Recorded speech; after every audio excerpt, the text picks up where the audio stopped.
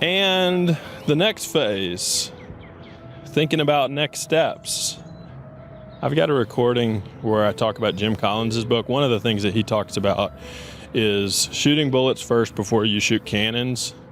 And the basic idea is experiment first in a way that doesn't cost you much to align. And then once you know you're aligned and you're onto something, that's when you make a heavy investment. And so that's been a little bit of the structure of this seminar, is we're providing a space for different ideas to emerge. When they do, we try to think of the best ideas that we can, and we develop them together to, make progress. But we try something out that is feasible and would give us a little bit of a test run. And then if it seems to be working, we'll invest more heavily. And so let me give you a few examples of what this has looked like in our group. We've designed 2 online courses. One has been for undergraduates. So Stacy did the first run of that, and we met with a person from Colorado State University who has expertise in that area. It's one of the top psychology undergrad majors that's online. It's a land-grant university. And then Elise is carrying that forward this year, and we scaled it up. We started at 30. It seemed to work, so we scaled it up to 100, and we involved a few more people. One of the principles that he talked about was that it helps to keep the class size under 30. So like for every 30 people, there's some sort of instructor that gives a sense of that it's a smaller group, so that there's some sense of accountability. And then we designed a hybrid course on positive psychology. The story there is a lot of times we talk about self-care, but maybe we're not very good at helping to promote it. I can't tell you how many times I've heard that. And it seems like the next step would be to provide structures that would be conducive to helping people learn to have a sustainable pattern of work, relationships, and rest, and kind of think about a pace of work that's going to be sustainable. But for the most part, we kind of leave people to their own devices to figure that out. So that's our pitch for this course, and it's open to master's and doctoral students.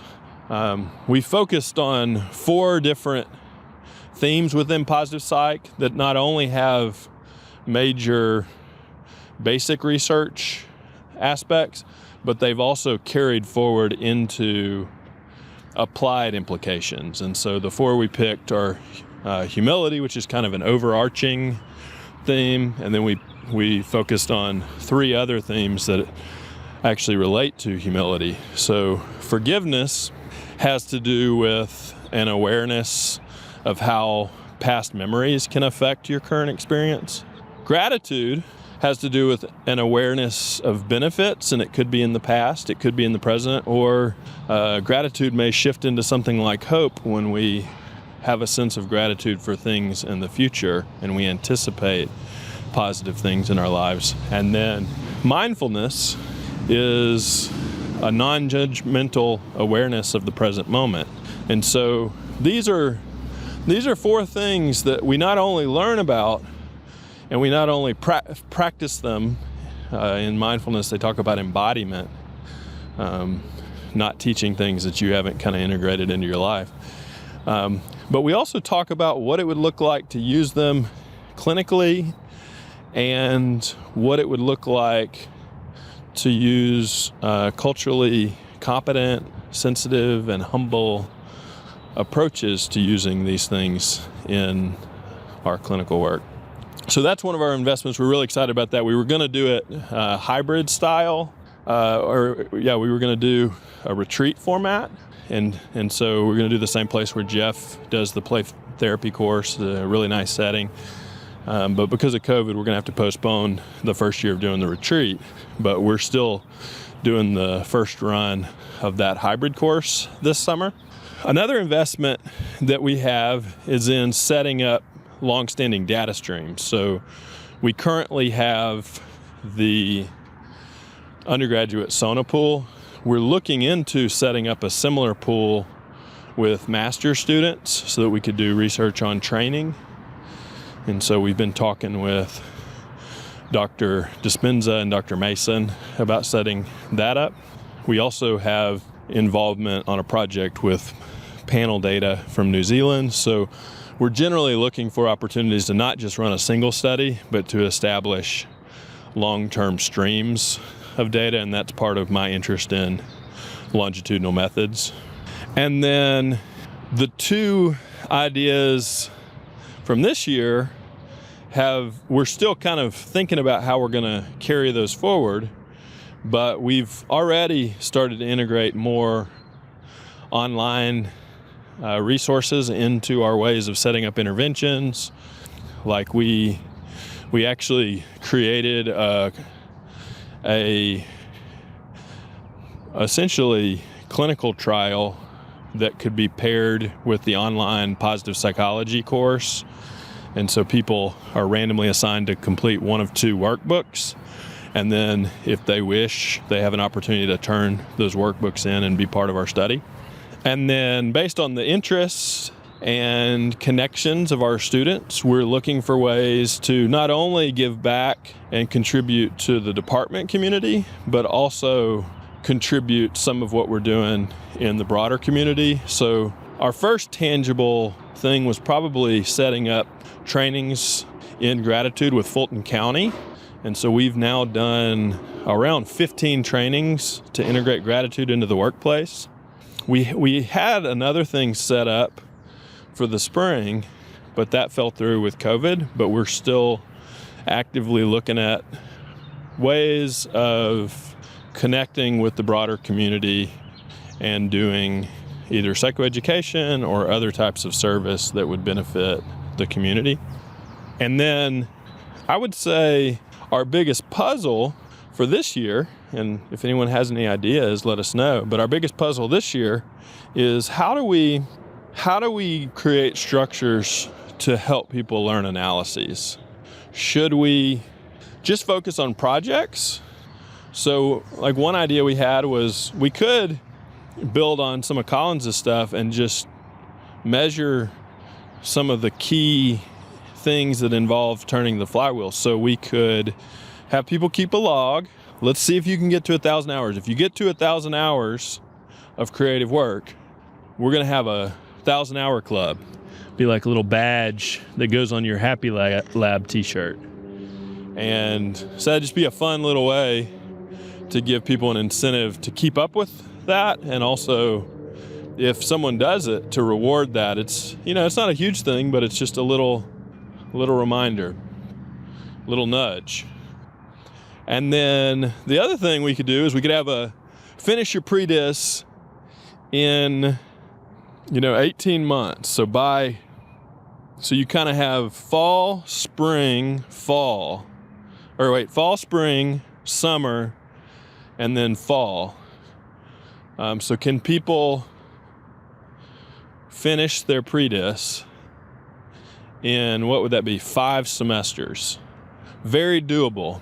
So that'd be a badge. And then the next benchmark would be to submit 3 first authored papers in 1 year. So when do you get that badge? And then after that, we could, I don't know what the next benchmark would be, but it might be kind of fun to give people those things to shoot for, because they really are flywheel principles. Because if someone really did those 3 things, and say they did them within their first 2 years, that person would be at a huge advantage to benefit from their last 2 years of a doctoral program.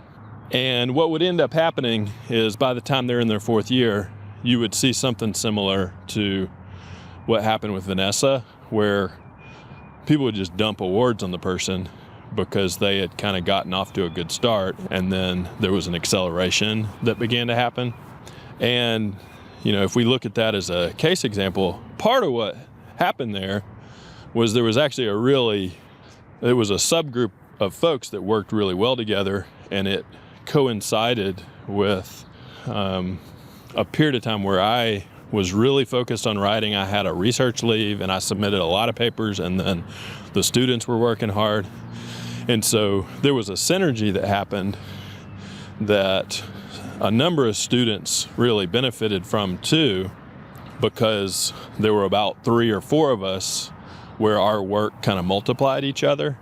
And so maybe that's a 4th badge, is like a collaborative goal. And so can you put together a group of 3 people that kind of aim for the 3rd badge, 3 in 1 year or whatever. So that's one idea, but then we still have the issue of it probably would be good to just make it easier to access statistical resources. And so especially the 4th year students and I are kind of looking at that issue and seeing what kind of things we might be able to do to really take advantage of Ev's insight related to what shifted his team. This is, one of the more effective mentors that I've ever known. And experts tend to have a way of kind of parting key information. And so that's part of what we get from experts. And so I definitely put a lot of weight on Ev's insight in that regard. And so we're wanting to, in particular, think about how do we improve on that aspect of our structure. The other thing that we're also talking about is the group really came to life, and I wasn't even there, but really came to life in a session that Sho led around connecting with our passion, our heart, our intrinsic motivation. And so our group is thinking about what does it look like to build in some daily or weekly structures that would remind us of what we learned during that period. How do we keep connected? How do we keep an integration of our different roles so that our clinical work and our teaching and our mentoring and our writing and our research all kind of flow out of a deeper source of personal motivation and meaning.